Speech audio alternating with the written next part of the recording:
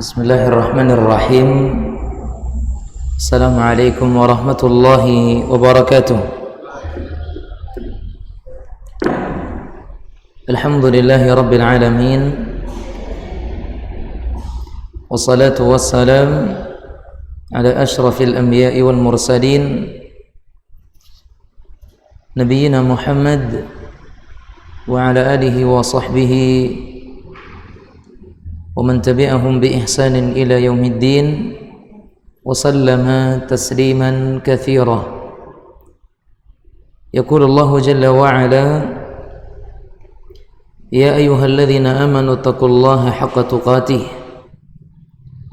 ولا تموتن إلا وأنتم مسلمون. يا أيها الناس اتقوا ربكم الذي خلقكم من نفس واحدة وخلق منها زوجها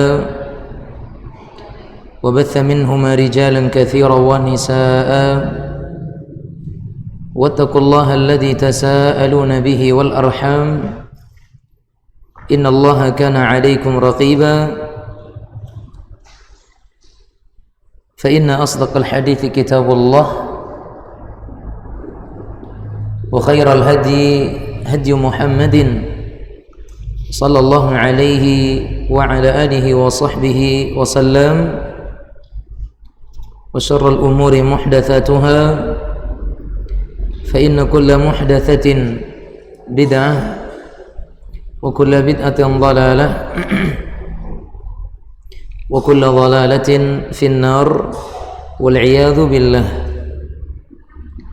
معاشر المسلمين معاشر المسلمات rahimani wa rahimakumullah. Alhamdulillah, segala puji dan syukur kita panjatkan hanya kepada Allah Jalla wa Ala atas apa yang Allah Subhanahu wa taala berikan kepada kita, nikmat yang begitu besar, anugerah yang begitu banyak, pemberian yang begitu agung yang diberikan oleh Allah Subhanahu wa taala berikan kepada kita. Dan di antara besarnya dan agungnya nikmat Allah Subhanahu wa taala yang diberikan kepada kita adalah nikmat di mana kita bisa kembali bersua dan bertemu dalam majelis yang mulia ini. Kita kembali bisa hadir dalam wirid dan pengajian yang semoga Allah Subhanahu wa taala menjadikan duduknya kita dalam majelis ini menjadi suatu amal kebaikan bagi kita semua, dan dengannya Allah Subhanahu wa taala beratkan timbangan kebaikan kita di sisi Allah Rabbul Izzati wal Jalalah. Salawat dan salam kita berikan kepada Nabi yang kita cintai, Rasul kita yang mulia Muhammad ibn Abdullah sallallahu alaihi wasallam, kepada keluarga beliau, kepada sahabat dan sahabiat beliau, dan juga kepada seluruh umat yang mengikuti tuntunan dan syariat beliau sallallahu alaihi wasallam hingga hari kiamat kelak. Jamaah yang dirahmati oleh Allah Rabbul Izzati wal Jalalah, pembahasan kita pada kesempatan malam hari ini setelah pada pembahasan yang lalu kita berbicara tentang taharah, baik itu berwudu. Kita juga telah menyinggung tentang tata cara mandi janabah, dan juga saya praktekkan sekilas kemarin tentang tata cara bertayammum. Maka kita masuk kepada bab yang ketiga dalam kitab ini, yaitu tata cara salat sesuai dengan tuntunan Rasulullah sallallahu alaihi wa ala alihi wa sahbihi wasallam. Dan mengawali kajian kita pada malam hari ini, tentunya kita berharap pertolongan dari Allah Subhanahu wa taala, kemudahan bagi kami untuk menyampaikan, dan kemudahan bagi segenap kita semuanya untuk bisa memahami, menerima kebenaran yang datangnya dari Allah dan Rasulnya sallallahu alaihi wasallam, dan juga semoga Allah memberikan taufik kepada kita untuk bisa mengamalkan apa yang sudah kita pelajari. Sebagaimana kita juga berdoa kepada Allah, mudah-mudahan Allah jaga hati kita, Allah jaga jiwa kita, Allah Subhanahu wa taala bimbing supaya kita senantiasa ikhlas di semua amal perbuatan kita.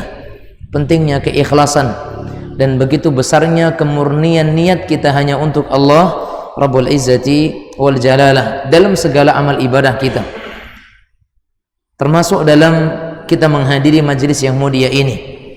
Baik saya selaku yang menyampaikan materi ini ataupun jamaah yang hadir, pelaku pendengar atau selaku pendengar, dan juga semua mustami' atau musyahid atau musyahidin dan musyahidat yang menyaksikan kajian kita ini, mudah-mudahan niat kita lurus semata-mata adalah ingin mengharapkan nilai kebaikan kita di mata Allah Subhanahu wa taala, bukan untuk yang lainnya. Kaum muslimin muslimat yang dirahmati oleh Allah Rabbul Izzati wal Jalalah, tata cara salat Nabi yang mulia sallallahu alaihi wasallam, kata sang penulis hafizahullah, beliau mengatakan bahasan yang pertama yaitu adalah pasal berniat atau niat sebelum beramal saleh. Beliau mengatakan bahwa sebelum memulai salat, maka seseorang berniat di dalam hatinya untuk melakukan salat yang hendak dia lakukan. Secara bahasa, niat artinya adalah keinginan hati untuk mengamalkan suatu amalan. Kita ulang, secara bahasa, niat artinya adalah keinginan. Ya, artinya adalah keinginan hati untuk mengamalkan suatu amalan. Secara istilah atau syara', maka niat adalah ketetapan hati kita ini untuk melakukan suatu ibadah dalam rangka mendekatkan diri kepada Allah Subhanahu wa taala. Artinya salat kita ya kita kerjakan penuh dengan keyakinan bahwasanya salat itu adalah untuk mendapatkan ridha dan pahala dari Allah Subhanahu wa taala. Wudu kita, puasa kita, semuanya kita niatkan dalam rangka kita ingin mendapatkan pahala dan ridha dari Allah Rabbul Izzati wal Jalalah. Nah, itu secara definisi. Niat secara bahasa adalah keinginan dalam hati, itu niat. Artinya kalau sudah ada keinginan dalam hati kita, jiwa kita, bahwa kita nak melakukan sesuatu, itulah dia niat. Adapun secara istilah, niat itu adalah seseorang menetapkan hatinya dalam melakukan ibadah itu untuk menginginkan ridha dan pahala dari Allah Subhanahu wa taala. Menetapkan hati ketika dia beramal tersebut, mau itu salat, mau itu puasa, mau itu wudu, mau itu sedekah, maka dia tetapkan dalam hatinya semata-mata dia bersedekah, semata-mata dia salat, semata-mata dia puasa, semata-mata dia umrah, semata-mata dia haji, dalam rangka apa? Dalam rangka ingin mendapatkan ridha dan pahala dari Allah Rabbul Izzati wal Jalalah. Itulah maksud dan definisi dari niat. Kemudian jamaah yang dirahmati oleh Allah Rabbul Izzati wal Jalalah, beberapa hal yang terkait dengan niat, ya. Pertama, hukum niat. Hukum niat. Niat merupakan syarat sahnya salat. Artinya orang kalau pengen salat, niatnya sedekah, maka salatnya nggak sah. Orang pengen salat tapi niatnya adalah ingin berhaji atau berumrah atau berpuasa, maka tidak sah salatnya. Karena niat itu diantara syarat sahnya salat. Seseorang dengan niatnya ingin mengerjakan salat, maka itu menjadi sebab salatnya itu sah. Dan tidak sah salat seseorang kecuali dengan niat. Apabila seseorang mengerjakan salat tanpa niat, maka salatnya tidak diterima oleh Allah Subhanahu wa taala dan juga tidak dianggap sebagai suatu amal ibadah. Siapapun kita, baik saya sendiri ataupun semua jamaah, yang kita melaksanakan suatu ibadah tanpa ada niat, tanpa kita niatkan itu untuk Allah Subhanahu wa taala, tanpa kita hadapkan amalan itu hanya untuk Allah, mengharapkan pahala dan ridha Allah Subhanahu wa ta'ala, maka maka amalan itu tidak diterima oleh Allah Rabbul Izzati wal Jalal. Dan hal ini sesuai dengan kesepakatan para ulama, ijma'ul ulama atau ijma'ul muslimin, para kaum muslimin, artinya para ulama, mereka bersepakat bahwa yang namanya niat itu adalah syarat sahnya salat. Gak ada satupun ulama yang menyelisih hal ini, niat ya. Berdasarkan firman Allah Subhanahu wa ta'ala dalam surat Al-Bayyinah ayat yang kelima, Allah mengatakan, wa ma umiru illa liya'budullaha mukhlishina lahuddin. Apa kata Allah Rabbul Izzati wal Jalal? Dan tidaklah mereka itu diperintahkan atau disuruh kecuali supaya mereka itu menyembah kepada Allah mukhlisin, dengan memurnikan ibadah itu. Artinya ikhlas apa? Memurnikan ibadah itu untuk Allah Subhanahu wa ta'ala, lahu mukhlisina lahu, memurnikan ibadah itu hanya untuk Allah Subhanahu wa ta'ala, ad-din, dalam menjalankan agama ini. Artinya jemaah sekalian, ayat ini bisa kita tarik kepadanya semua rangkaian ibadah kita. Apapun ibadah yang diperintahkan oleh Allah, maka perintahnya dalam ibadah itu apa? Ditujukan hanya murni untuk Allah Subhanahu wa ta'ala, supaya menjadi amalan yang diterima oleh Allah Jalla fi'ula. Nah, dalam ayat ini jelas bahwasanya menunjukkan ikhlas merupakan amalan hati yang murni, dan hati yang memang betul-betul niatnya adalah untuk Allah Rabbul Izzati wal Jalalah. Juga disebutkan dalam hadis dari Abdullah bin Umar dari Umar bin Khattab radhiyallahu taala an. Dan bahkan para ulama ketika mereka memulai kitab-kitab hadis mereka menyebutkan hadis ini di awal hadis mereka atau di awal buku mereka. Al-Imam Nawawi ketika menyebutkan Riyadhus Shalihin dalam buku kitab beliau, maka hadis yang pertama juga innamal a'malu binniyat. Al-Imam Nawawi ketika menyebutkan al-arba'un haditsan, ya, Al-Arba'in An-Nawawiyah, beliau menyebutkan hadis ini sebagai hadis yang pertama. Dan juga para ulama yang lain dalam buku-buku hadis mereka menyebutkan hadis yang pertama adalah innamal a'malu binniyat. Sesungguhnya setiap amal itu tergantung kepada niatnya. Artinya apa Pak sekalian? Bahwa ya mereka dalam menulis hadis semata-mata juga karena Allah Subhanahu wa ta'ala. Ya, mereka salat semata-mata untuk Allah Subhanahu wa ta'ala karena pentingnya niat ini. Nabi kita sallallahu alaihi wasallam menyebutkan innamal a'malu binniyati wa innamal likulli imri'in ma nawa. Kata Nabi yang mulia sallallahu alaihi wasallam, sesungguhnya setiap amalan itu tergantung kepada niatnya, dan seseorang itu akan diberikan pahala atau diberikan balasan tergantung kepada niatnya tadi. Ya kalau niatnya untuk Allah, Allah yang akan balas. Tapi kalau niatnya untuk dunia atau niatnya untuk perempuan yang ingin dinikahinya, maka amalan tadi sebatas kepada apa yang mereka tujukan tadi, tanpa ada pahala untuk orang tersebut pada amalan-amalan tersebut. Taib. Kemudian hal yang perlu kita fahami terkait dengan niat ini jemaah, bahwa an-niyatu mahalluhal qalbu. An-niyatu mahalluha al-qalbu, bahwa yang namanya niat ini tempatnya di mana? Di hati. Yang dinamakan dengan niat itu tempatnya di hati, Pak, Ibu sekalian, kaum muslimin muslimat yang dirahmati oleh Allah. Artinya niat bukan di lisan, niat bukan dilafazkan, tapi niat tempatnya di mana? Di hati. Karena jika seandainya niat itu harus dilafazkan, maka ibadah kita bukan hanya salat, Pak. Ibadah kita juga bukan hanya puasa. Ibadah kita juga bukan hanya sedekah, bukan hanya wudu dan sebagainya. Tapi semua amal kebaikan yang kita tujukan untuk Allah itu bernilai ibadah. Sedekah juga ibadah, ya kan? Senyum juga bisa ibadah. Beramar ma'ruf itu ibadah.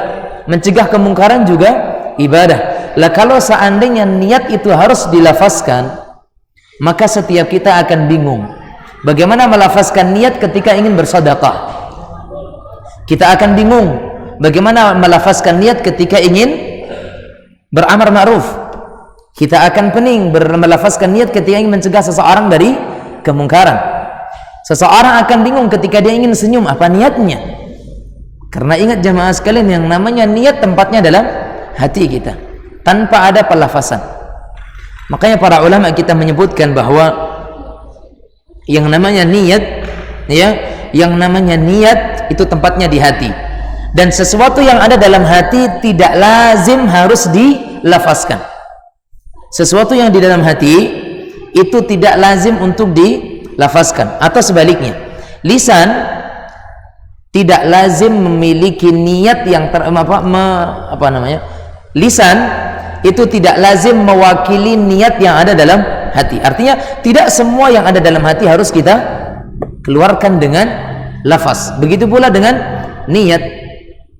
Makanya para ulama kita mengatakan, sebagaimana disebutkan oleh ahli fiqih, mereka mengatakan, law ikhtalafa al-lisanu wal qalbu fal ibratu bima fil qalbi. Kalaulah seandainya antara apa yang di lisan dengan yang di hati itu berbeda, maka yang dianggap oleh Allah yang di mana? Yang di hati atau yang di lisan? Yang di hati, jemaah. Ya.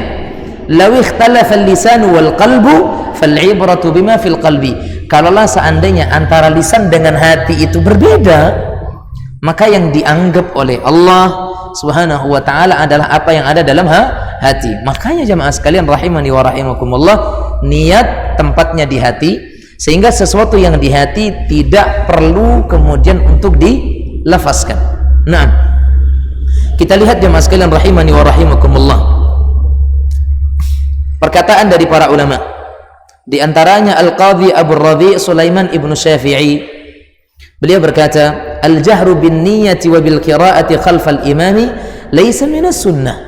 Beliau mengatakan, mengeraskan bacaan niat atau melafazkan niat baik bagi imam atau makmum di belakang imam, laysa minas sunnah, bukan bagian daripada sunnah, bal makruh, bahkan dia adalah perkara yang makruh. Fa in hasala bihi taswisu 'alal musallina fa haramun.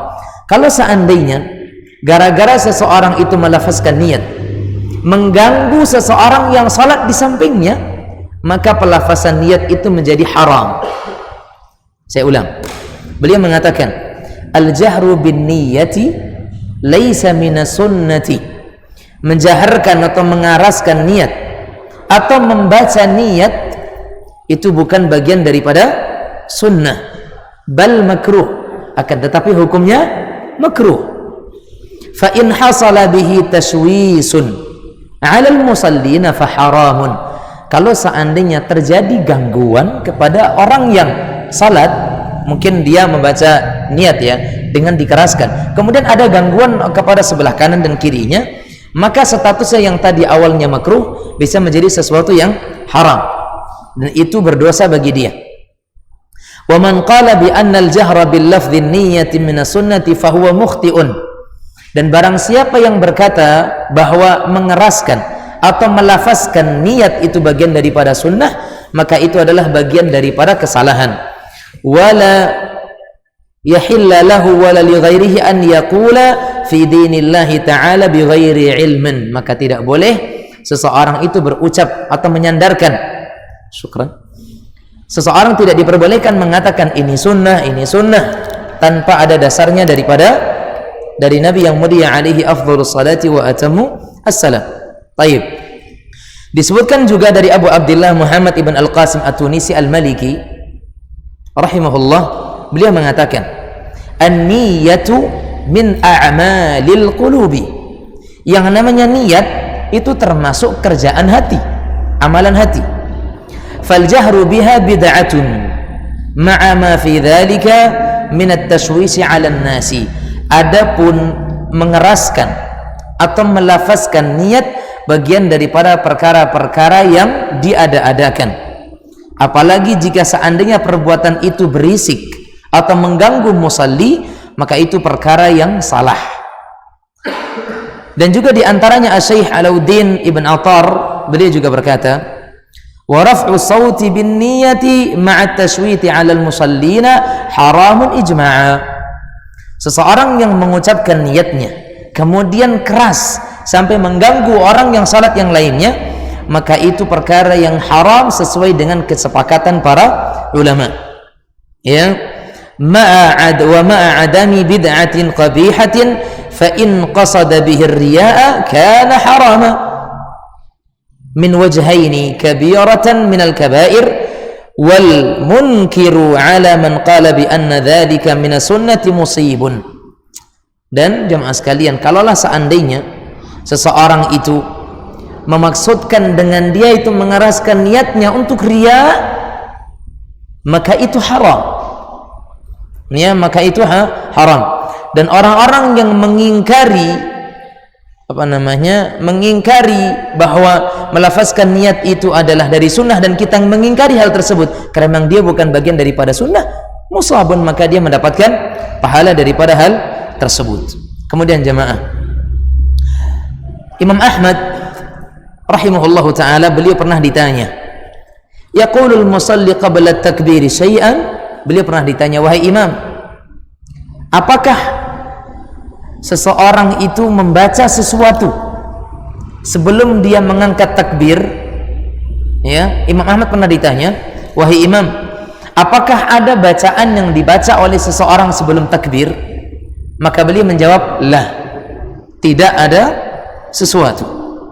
Al-Imam As-Suyuti beliau menyebutkan, wa minal bid'ati aydan al-waswasatu fi niyyati salah wa lam yakun dhalika min fi'lin nabiy sallallahu alaihi wasallam wala ashabah wala sahabah kanu la yantiquna bi syai'in min niyyati salati bisiwa takbir. Beliau mengatakan bahwa di antara perkara yang datangnya di masa-masa kemudian, artinya yang belum ada di zaman Nabi yang mulia sallallahu alaihi wasallam, adalah seseorang mengeraskan bacaan niat atau melafazkan niat. Walam yakun dzalika min fi'lin nabi sallallahu alaihi wasallam. Hal itu tidak pernah dikerjakan oleh Rasul sallallahu alaihi wasallam, wala sahabah, dan juga tidak dikerjakan oleh para sahabat. Kanu la yantiquna bi syai'in min niyyati salati bisiwa takbir. Maka para sahabat dulu mereka itu tidak mengucapkan sesuatu sebelum salat kecuali apa? Takbir, Allahu Akbar. Ya. Dan juga Allah Subhanahu wa taala berfirman, laqad kana lakum fi Rasulillah uswatun hasanah. Sungguh telah ada pada diri Nabi sallallahu alaihi wasallam itu qudwah, uswah, contoh yang baik. Oleh karenanya jemaah sekalian, kalau Nabi menyontohkan itu artinya itu baik. Dan apa yang belum dicontohkan oleh Nabi berarti itu adalah perkara yang tidak baik. Sehingga tidak perlu kita mencari sesuatu yang belum dicontohkan oleh Nabi yang mulia sallallahu alaihi wa ala alihi wa sahbihi wasallam. Al-Imam Syafi'i rahimahullah ta'ala beliau berkata, al-waswasatu fi niyyati salati wa taharati min jahlin bisyar'i aw khailin bil aqli. Kata Nabi yang mulia, kata Al-Imam Syafi'i rahimahullah, beliau mengatakan, seseorang berbisik-bisik dalam membaca niat, ya, seseorang berbisik-bisik ketika membaca niat, membaca niat untuk salat ataupun niat untuk berwudu atau yang selainnya, min jahlin bi syar'i, termasuk bagian daripada seseorang itu kurang mengetahui terhadap syariat, au khayya au khablin bil aqli, atau kekurang sehatan dia dalam akalnya. Artinya jamaah sekalian rahimani wa rahimakumullah, Al-Imam Syafi'i menyebutkan orang yang berbisik-bisik ketika membaca niat ini ada masalah dua, masalah ketidaktahuannya dia dengan agama, dan juga mungkin ada kekurangan dan kesalahan dalam masalah fikiran dan akalnya. Ini kata Imam Syafi'i rahimahullahu ta'ala. Maka jamaah sekalian rahimani wa rahimakumullah,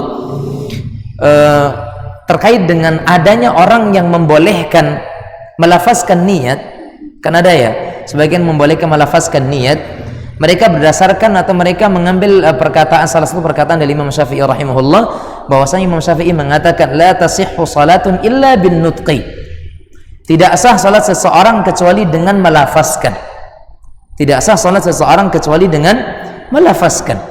Ini sandaran yang diambil oleh sebagian sebagian orang yang mereka itu membolehkan melafazkan niat. Nah, Jamaah yang dirahmati oleh Rabbul Izzati wal Jalalah, Imam Syafi'i mengatakan idza nawa hajjan wa umratan ajza wa in lam yatalaffat wa laysa kas-salati la tasihhu illa binutqi. Kata beliau bahwa jika seseorang berniat haji atau umrah maka itu sah walaupun tidak diucapkan. Berbeda dengan salat, kata beliau.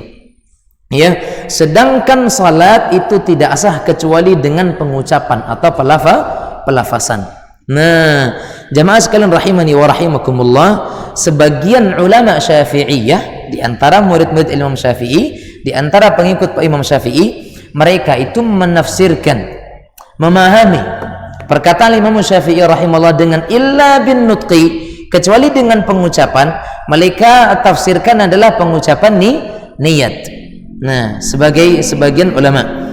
Maka kita lihat Al-Imam An-Nawawi di antara pengikut madhab Syafi'i dan di antara orang yang kemudian terkenal sebagai pengikut Syafi'i, ya, Al-Imam An-Nawawi rahimahullahu ta'ala, beliau mengatakan qala ashabuna ghalata hadzal qail, ya, kata beliau Imam Syafi'i, para ulama madhab kami berkata bahwa orang ini atau orang yang memahami pendapat dengan melafazkan niatnya dimasukkan Imam Syafi'i ghalat, dia telah salah dalam menafsirkan. Walaysa muradu Syafi'i bin nutqi fi salati hadha bal muraduhu takbir. Adapun yang dimaksudkan oleh Imam Syafi'i dengan melafazkan atau mengucapkan itu bukan niat, tapi yang dimaksudkan Imam Syafi'i dengan melafazkan atau dengan mengucapkan adalah lafaz takbir. Artinya jemaah, kalau ada orang yang salat ketika dia ngangkat tangan dia enggak baca Allahu Akbar, hanya sekedar angkat tangan saja tanpa ada pelafasan, artinya la Allahu Akbarnya dalam hati, maka para ulama mengatakan la tasihhu salatu, tidak sah salatnya, Pak. Artinya jemaah bahwa orang yang salat ketika dia mengangkat tangan, lisannya harus mengucapkan Allahu Akbar, baik itu makmum ataupun salat sendirian. Allahu Akbar, harus ada pengucapan niat. Bahkan para ulama Syafi'iyah memahami orang yang ketika takbir hatinya yang berucap Allahu Akbar, lidahnya atau lisannya tidak berucap, la tasihhu salatu, salatnya tidak sah. Karena di antara rukun salat apa? Takbiratul ihram, dan takbiratul ihram rukunnya dengan diucapkan, dan takbiratul ihram itu aktivitasnya dua. Pertama pengucapan Allahu Akbar, yang kedua mengangkat tangan dan bersedekap. Ini rangkaian takbiratul ihram. Jadi gini Pak, takbiratul ihram rangkaiannya ada 3, Allahu Akbar, mengangkat tangan dan bersedekap. Ini rangkaian takbiratul ihram sampai sedekap. Makanya dalam pembahasan salat nantinya, kalau ada misalkan nih jemaah ya, kita terlambat salat,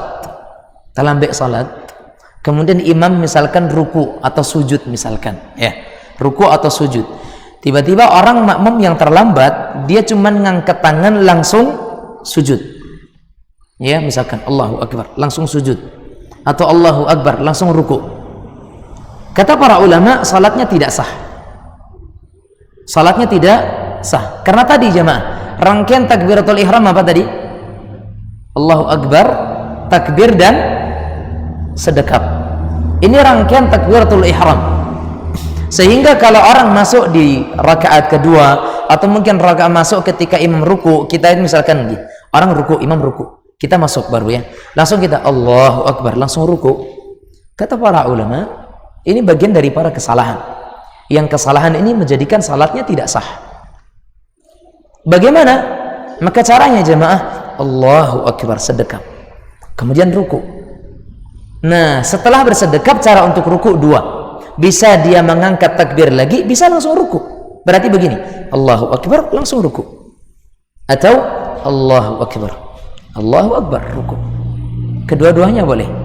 Tapi yang salah adalah ketika hanya mengangkat tangan langsung ruku, atau hanya mengangkat tangan langsung sujud tanpa dia bersedekap terlebih dahulu. Ini yang bisa membatalkan salatnya.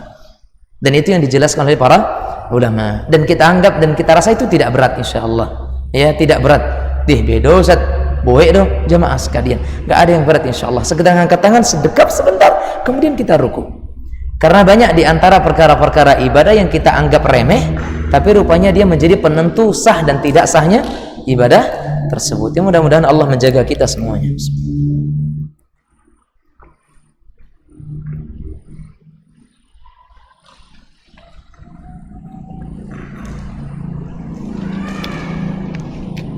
Tayyib, jemaah sekalian rahimani wa rahimakumullah. Imam Ibnul Izz Al-Hanafi rahimahullah, beliau menyebutkan, sengaja ini saya nukilkan beberapa perkataan para ulama sehingga tidak terkesan bahwasanya ini adalah perkataan kita atau perkataan kami. Al-Imam Ibnul Izz Al-Hanafi beliau berkata, lam yakul ahadun minal a'immatil arba'ati la syafi'iyyah wala ghairahu bistirati talaffudhi bin niyah. Kata Imam Ibnul Izz, tidak ada seorang imam pun, baik itu Imam Syafi'i dan juga imam-imam yang 4, yang mereka menyebutkan bahwa adanya syariat untuk melafazkan niat. Tidak dikenal di kalangan para imam mazhab. Ya. Sehingga jemaah sekalian yang dirahmati oleh Allah Rabbul Izzati wal Jalalah, maka intinya di sini bahwa in kunta turidu ihdharan niyyati fan niyyatu hadiratun li'annaka qumta lituaddi al-fariidah wa hadhihi hiya an-niyyah wa mahalluha al-qalbu lal-lafdhu in kunta turidu tashih al-lafdhi fal-lafdhu la yajibu. Jemaah sekalian rahimani wa rahimakumullah. Imam Ibnul Jauzi, salah seorang ulama Hambali, beliau pernah mengatakan, jika kamu ingin menghadirkan niat, maka niat itu telah ada, dikarenakan ketika engkau berdiri untuk melaksanakan salat itu ada keinginan, dan itulah dia nih niat, ya kan? Datangnya awak ke masjid dayuma, kemudian toga awak di barisan salat, itu udah niat, dan itulah dia niat, keinginan kita untuk beramal. Kata beliau, li'annaka qumta tu'addil fariidah wa hadhihi hiya an-niyyah wa mahalluha al-qalbu lal-lafdhu, dan tempatnya niat itu adalah hati, tidak dilafazkan. In kunta turidu tashihal lafzi fal lafdhu la yajibu. Kalaupun seandainya engkau menginginkan membenarkan lafaz niat, maka sejatinya melafazkan niat itu tidaklah ada kewajiban padanya. Maka wallahu alam bisawab, inilah hal yang terkait dengan niat, dan itu sebatas apa yang kita ketahui daripada perkara ini. Wallahu alam bisawab. Dan jika seandainya ada kesalahan, mudah-mudahan Allah Subhanahu wa taala membimbing kita untuk bisa membenarkan dan membenahi sesuatu yang salah tersebut. Baik. Jamaah yang dirahmati oleh Allah Rabbul Izzati wal Jalalah, itu terkait dengan yang pertama ya, niat. Kemudian yang kedua, berdiri. Setelah seseorang niat, tentu sebelum salat dia berdiri ya. Nah, jamaah yang dirahmati oleh Allah Rabbul Izzati wal Jalalah, terkait dengan berdiri ini jamaah sekalian yang dirahmati oleh Allah Rabbul Izzati wal Jalalah, maka hukum berdiri itu rukun salat. Hukum berdiri itu adalah rukun salat. Artinya ada orang sehat, tak ada sakit dia nggak sakit, nggak encok, nggak aramatik, nggak asam urat, nggak ada hal, dia sehat, tahu-tahu dia salat fardu dengan duduk tanpa alasan, maka batal salatnya karena rukunnya dia tidak terjalankan. Ya, orang yang salat dengan duduk, salat fardu ya, orang yang salat fardu dengan duduk sengaja tanpa ada udzur, maka salatnya tidak sah. Berbeda dengan salat sunnah. Adapun salat sunnah ada keringanan dari Nabi SAW. Untuk salat sunnah boleh duduk sekalipun gak ada udzur, tapi pahalanya setengah dari orang yang berdiri. Orang yang baring pahalanya setengah daripada orang yang duduk, artinya seperempatnya dari orang yang berdiri. Tapi untuk salat fardu, orang yang salat duduk tanpa ada udzur, maka salatnya batilah, salatnya tidak sah. Taib. Bahkan kata beliau di sini, tidak ada silang pendapat di kalangan para ulama tentang wajibnya berdiri dalam salat fardu bagi yang mampu, karena dia adalah rukun. Dan dalilnya apa? Firman Allah Subhanahu wa taala dalam surah Al-Baqarah ya, ayat yang ke-238. Allah mengatakan, hafidhu ala salawati wa salatil wusta wa qumu lillahi qanitin. Jagalah oleh kalian salat-salat 5 waktu, dan jagalah oleh kalian salat pertengahan, itu salat asar. Wa qumu lillahi qanitin, berdirilah kalian untuk Allah dengan tegak, artinya dengan berdiri. Dirikanlah salat itu dengan berdiri. Dan al-aslu fil amri lil wujub, Hukum asal dalam perintah itu menandakan sesuatu itu wajib. Maka berdiri dalam salat hukumnya wajib. Tapi jamaah sekalian, sebelum kita beranjak kepada bagaimana sih berdirinya orang dalam salat, lebih di sini saya ingin menekankan bahwa ketika kita berdiri dalam salat tentunya menghadap kiblat ya. Maka tanamkan dalam hati bahwa waktu itu yang berdiri menghadap kiblat badan kita.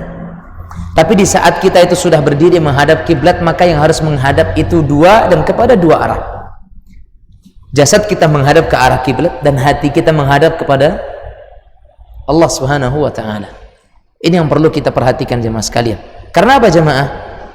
Wal 'abdu kana fi halihi atau fi hali ghaflatihi kal abiqi min rabbih.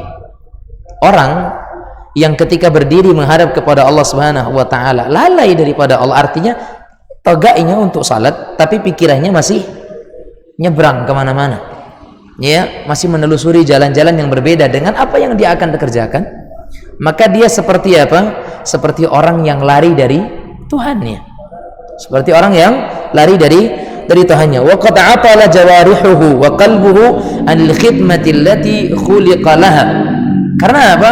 Adanya orang-orang yang telah menghentikan anggota tubuhnya dan hatinya dari beribadah kepada Allah Subhanahu wa taala. Atau ada orang yang anggota tubuhnya beribadah tapi hatinya nggak lagi beribadah, akalnya nggak lagi beribadah, Pak. Karena apa? Pikirannya melayang. Makanya di saat kita itu berdiri menghadap kiblat, tanamkan dalam diri kita bahwa jiwa kita menghadap kepada Allah, sedangkan jasad kita menghadap kepada kiblat. Nah, baik jemaah sekalian yang dirahmati oleh Allah Rabbul Izzati wal Jalalah. Maka yang dinamakan dengan berdiri kepada Allah Subhanahu wa taala sebagaimana disebutkan dalam suatu riwayat bahwa fa innahu idzan tasaba qa'iman baina yaday rabbi tabaraka wa taala syahada biqalbihi ya, syahada biqalbihi. Maka jika seseorang telah berdiri ya, tegak di hadapan Allah Subhanahu wa taala, maka berarti hendaknya dia menyaksikan hatinya itu juga sedang menghadap kepada Allah Subhanahu wa taala. Jangan hanya sekedar jasad kita yang salat, pikiran kita dia tidak salat. Ya kan? Dan itu sering terjadi kepada kita. Sebagaimana kita sebutkan dulu ketika membahas tentang khusyuk dalam salat. Karena khusyuk itu memang berat. Khusyuk itu salat susah. Bahkan hampir tidak ditemukan orang yang bisa khusyuk sejak takbir sampai salam. Hampir nggak diketemukan, Pak. Hampir. Ya, karena emang susahnya jemaah. Bahkan saya sendiri seumur-umur hidup jemaah, kalau saya tengok-tengok mulai dari takbir Allahu Akbar sampai salam, khusyuk sepanjang salat belum ketemu. Ya kan? Pasti jemaah entah nanti mikirin karpet yang mungkin sudah mulai kotor atau mungkin dinding yang mungkin kotor. Itu apalah itu dan sebagainya jemaah. Pasti ada gangguan. Hampir nggak bisa ditemukan ya. Hampir. Atau mungkin ada gambar kaos atau tulisan di kaos orang di depan kita, sempat pula membaca, sempat pula memikirkan kenapa pula engkau membuat mantap lambang, mantap gambar dan sebagainya. Nah, begitulah kita jemaah dalam salat ya. Hampir tidak ditemukan orang yang sejak awal takbir sampai dia salam salatnya khusyuk full. Hampir nggak ada ya. Hampir tidak ditemukan. Baik jemaah sekalian rahimani wa rahimakumullah. Tapi intinya jemaah, jangan kita sengaja menjadi orang-orang yang sombong. Jangan sengaja kita menjadi orang-orang yang sombong. Saya katakan sombong kenapa jemaah? Baik. Misalkan nih kita ngadep kepada Pak RW nih, minta diskusi atau minta solusi, Pak, saya ada masalah dengan keluarga saya. Tapi kita ngomong ke Pak RT atau ke Pak RW tadi, muka kita, wajah kita kemana-mana, nengok lampu, nengok dinding, nengok pintu, nengok kursi dan sebagainya. Kira-kira jemaah, apa kata RW? Apa kira-kira sikap atau mungkin tanggapan dia? Ini orang beneran nanya sama saya atau enggak gitu? Dia nanya ke saya, tapi pandangannya kemana-mana, keluar terkadang, nengok karpet, nengok dinding, nengok lampu. Begitu juga kita jemaah, ya kan? Kita ngadep kepada Allah, tapi pikiran kita melayang kemana-mana. Berarti kita kurang fokus. Tapi sekali lagi jemaah, fokus dari awal sampai akhir hampir tidak ada. Ya, tapi jemaah sekalian jangan disengaja. Ingat-ingat manolah kunci tadi lotai. Siapalah memberi kunci dan tadi? Sengaja bertanya-tanya dalam benak kita untuk menemukan sesuatu yang sempat hilang sebelum salat. Ini dengan sengaja kita melarikan akal kita, jiwa kita, hati kita, kehusuan kita dari apa yang harusnya kita berada di tempat tersebut dalam salat kita tadi. Makanya jemaah sekalian yang dirahmati oleh Rabbul Izzati wal Jalalah, ketika kita itu salat berdiri menghadap kiblat, maka jasad kita menghadap kepada kiblat, namun hati kita harusnya menghadap kepada Allah. Datangkan kita itu bahwasanya sedang berkomunikasi kita dengan Allah Rabbul Izzati wal Jalalah. Nah, baik. Allah mengatakan hafidhu 'ala salawati wa salatil wusta wa qumu lillahi qanitin. Jagalah oleh kalian salat 5 waktu dan salat pertengahan atau salat asar, dan berdirilah dan lakukanlah salat itu dengan berdiri. Artinya berdiri salat fardu hukumnya wajib dan rukun. Orang yang salat fardu nggak berdiri dia sengaja tanpa ada udzur. Ingat jemaah, tanpa ada udzur. Ya kan, sehat-sehatnya. Ya kan, masih muda, masih baga, kekuatannya pun masih full, tapi salat tahu-tahunya duduk. Nggak ada udzur maka salatnya tidak sah. Ya, tapi kalau mungkin orang sakit perut, ketika harus berdiri dia menahan sakit yang luar biasa, baru akan nyaman ketika dia duduk, maka nggak jadi masalah jemaah. Ya, karena dia mengatakan apa? Shalli qa'iman. Salat dengan berdiri. Fa illam tastati fa qa'idan. Duduk kalau nggak bisa. Fa illam tastati fa 'ala jambin. Kalau nggak bisa dengan duduk maka dengan berbaring. Naam jemaah, waktu Isya masuk dan kita lanjutkan dengan tanya jawab insyaallah nanti setelah adzan. Wassallallahu wasallam ala nabiyina Muhammad wa ala alihi wa sahbihi wasallam.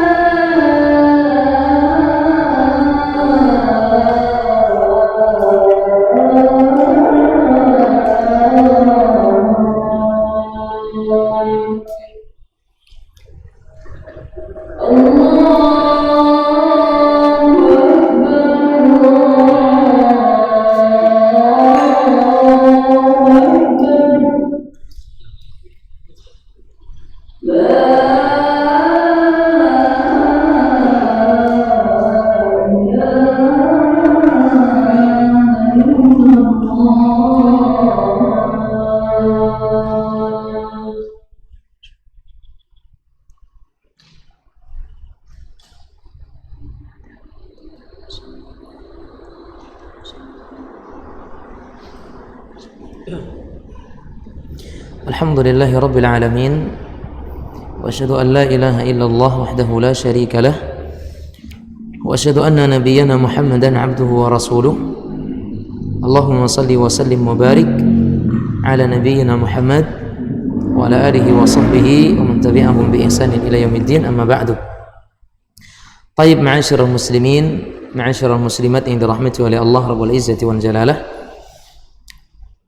Sebelum kita buka tanya jawab, kembali kita menyebutkan tentang terkait dengan berdiri ini, bahwa hukum asal daripada berdiri dalam salat wajib atau dalam salat-salat fardu itu hukumnya adalah rukun yang sifatnya wajib, harus, sehingga ketika tidak dilaksanakan atau tidak terkerjakan maka menjadikan salatnya itu batil. Sebagaimana kaidah idza saqata ar-ruknu batalatis salatu.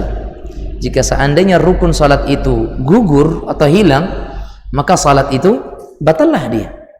Dan di antara rukun-rukun salat kan ada yang mengatakan 13, ada yang mengatakan 14 ya. Ada beberapa perbedaan di kalangan para ulama terkait dengan rukun-rukun salat yang sebenarnya pada hakikatnya sama semuanya. Ya. Nah, jamaah sekalian yang dirahmati Allah Rabbul Izzati wal Jalla, rukun-rukun salat tadi kalau ada yang terjatuh atau ada yang gugur, maka dia salatnya pun ikut gugur. Termasuk di antaranya berdiri dalam salat-salat fardu. Maka kalau tidak ada uzur dalam salat fardu, gak boleh kita salat kecuali dalam keadaan berdiri.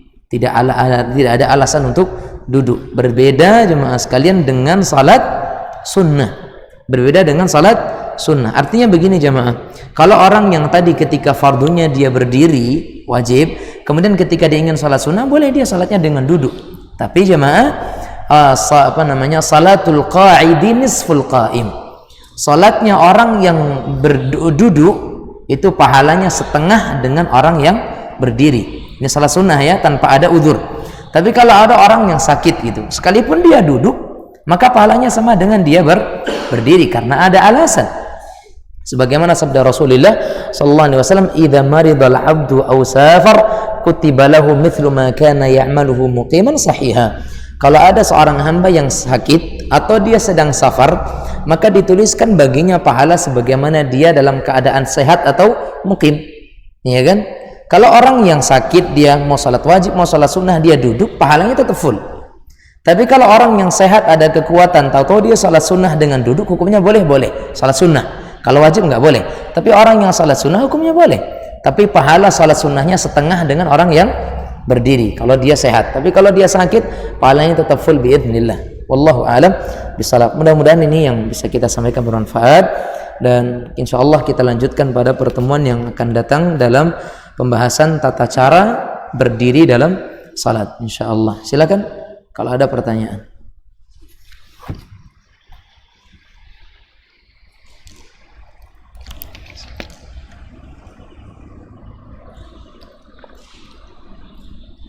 Ada bang? Pas. Ada? Alhamdulillah. Kaum muslimin, kaum muslimat yang dirahmati oleh Allah Rabbul Izzati wal Jalalah. Silakan. Waalaikumsalam warahmatullahi wabarakatuh. Baik.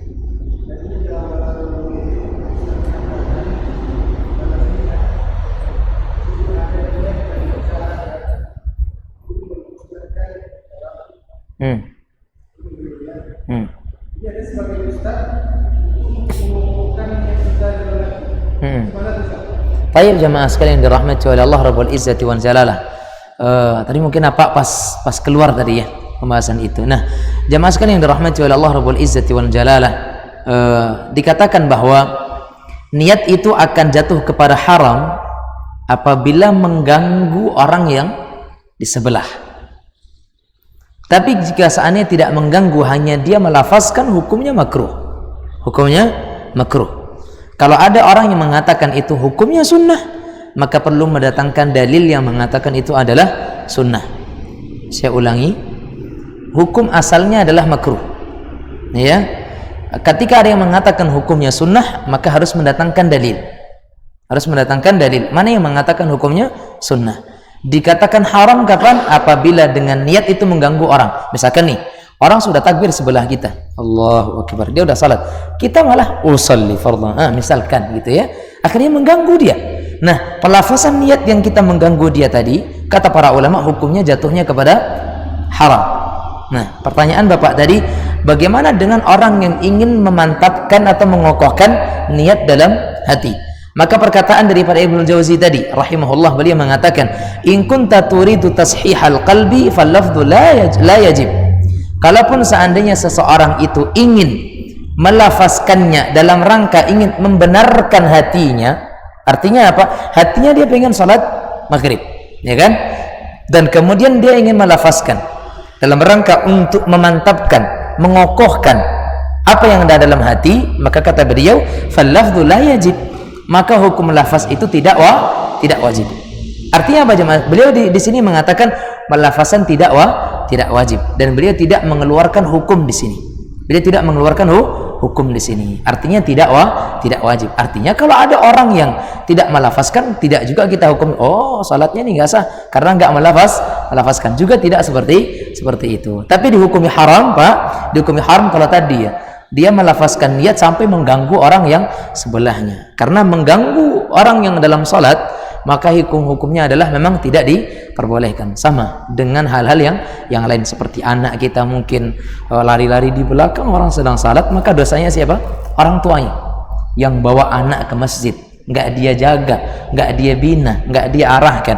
Makanya dulu kita katakan kan, orang yang bawa anak ke masjid, maka baiknya dia bawa ke samping dia, supaya anak tadi bisa dijaga oleh dia, tidak mengganggu jamaah yang lain. Wallahu a'lam bishawab. Nah, ibu-ibu atau ibu? Baik, silakan. Kalau saya sholat sunat, Iya. kadang-kadang sholat, kadang-kadang rokok enggak. Ayo buat lagi bukan? Itu masalah itu. Bagaimana kok ketentuan menuju agama mereka? Baik. Dimodikan gitu atau dilopi aja supaya pula nanti dia kok tak lewat. Baik. Baik jemaah sekalian rahimani wa rahimakumullah. Nah, kembali kita bertanya, itu mic bunyinya ketika apa? Contohnya? Sholat waktu ada di masjid, mau masjid. Awalnya alarm tadi dibuangkan, tapi masih berbunyi dia tahu kan? Iya, maksudnya bunyi mic-nya itu karena apa? Mengaji. Misalkan wirid pengajian gitu. Oh, enggak. Masuk waktu.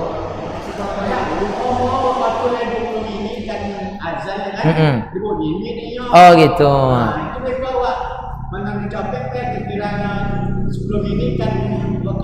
Iya. Iya. Baik jemaah yang dirahmati Allah Rabbul Izzati wal Jalalah. Begini jemaah, kita harus membedakan mana perkara yang sunnah, mana perkara yang wajib, mana perkara yang mubah, mana perkara yang makruh. Sehingga dengan itu nanti bisa kita membedakan mana yang lebih dahulukan, mana yang boleh, mana yang harus dibuang. Nah, begini jemaah, terkait dengan salat tahiyatul masjid, ini khilaf para ulama. Ada yang menghukumnya hukumnya wajib, ada yang menghukumnya hukumnya sebagai sunnah, ya. Wallahu a'lam, ya. Kemudian terkait dengan misalkan nih, kalau seandainya dikaitkan dengan menuntut ilmu seperti ini, maka menuntut ilmu hukumnya wajib. Salat sunnah hukumnya sunnah. Taib. Kemudian ketika membaca Al-Quran di masjid misalkan, hukumnya apa? Sunnah. Salat sunnah hukumnya sunnah. Berarti nanti akan ketemu sunnah dengan sunnah, ketemu wajib dengan sunnah. Sekarang membunyikan muratal di masjid, hukumnya apa? Ada yang mengatakan sunnah? Tidak ada jemaah. Ya, berarti antara mubah atau mungkin bisa jadi makruh. Antara mubah bisa jadi malah makruh. Artinya begini jemaah, kalau ketemunya wajib dengan sunnah, maka sunnah nggak boleh mengalahkan wajib. Artinya yang sunnah ngalah. Artinya misalkan dalam pengajian seperti ini, kita masuk ingin salat tahiyatul masjid, nggak mungkin gara-gara dia salat, tolong pengajiannya berhentikan dulu Pak, saya pengen salat. Kan begitu ya, karena menuntut ilmu hukumnya wajib, sedangkan tahiyatul masjid bisa dihukumi sunnah. Otomatis dia yang salat tahiyatul masjid harus mungkin lebih konsentrasi lagi agar salatnya tetap berada, kan seperti itu ya. Nah, ketika ketemu sunnah dengan sunnah, contohnya nih, baca Al-Quran seseorang ngaji mau salat di situ. Kita yang baca Al-Quran, karena hukumnya sama-sama dianjurkan baca Al-Quran dengan salat, maka yang baca Al-Quran karena berkemungkinan dia membaca tanpa suara yang keras, maka dia harus ngalah Pak yang baca Al-Quran tadi, supaya tidak mengganggu orang yang sedang salat. Terkadang ada ya, mentang-mentang kita baca Quran, orang salat, kan baca Quran kan ibadah, udahlah saya keraskan aja. Ini salah Pak. Orang yang sedang baca Quran, ada orang yang salat, kita nggak boleh terlalu ngeraskan. Kalau bahkan tahan dulu sampai dia selesai salat, itu sesuatu yang ibadah. Bagaimana dengan sesuatu yang pada asalnya dia bukan, nggak ada anjurannya, seperti membunyikan murotal di mikrofon. Maka sebaiknya jemaah, kalau seandainya bunyi mikrofon tadi akan mengganggu orang yang salat, maka ada baiknya itu untuk dilirihkan atau dimatikan terlebih dahulu. Ya, wallahu a'lam. Nah,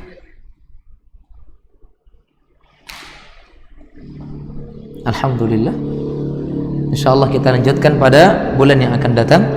Wassallallahu wasallam ala nabiyyina Muhammad wa ala alihi wa sahbihi wasallam. Wa akhiru da'wana alhamdulillahi rabbil alamin. Kurang dan lebihnya mohon dimaafkan. Subhanakallahumma wa bihamdika asyhadu an la ilaha illa anta astaghfiruka wa atubu ilaik. Wassalamualaikum warahmatullahi wabarakatuh.